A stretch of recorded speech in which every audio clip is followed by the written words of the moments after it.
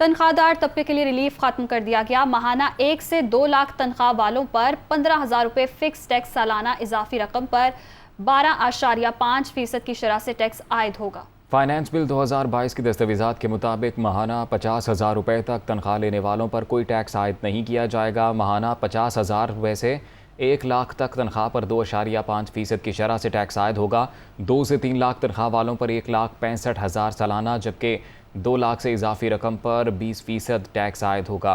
माहाना 3 से 5 लाख रुपये पर 4,05,000 रुपये सालाना, जबकि 3 लाख रुपये से इजाफी रकम पर 25% माहाना टैक्स आयद होगा। माहाना 5 से 10 लाख रुपये पर 10 लाख रुपये सालाना और 5 लाख रुपये से इजाफी रकम पर 32.5% की शरह से टैक्स आयद होगा। माहाना 10 लाख रुपये से ज़ायद पर 29 लाख रुपये सालाना, जबकि 10 लाख रुपये से इजाफी रकम पर 35% टैक्स आयद होगा।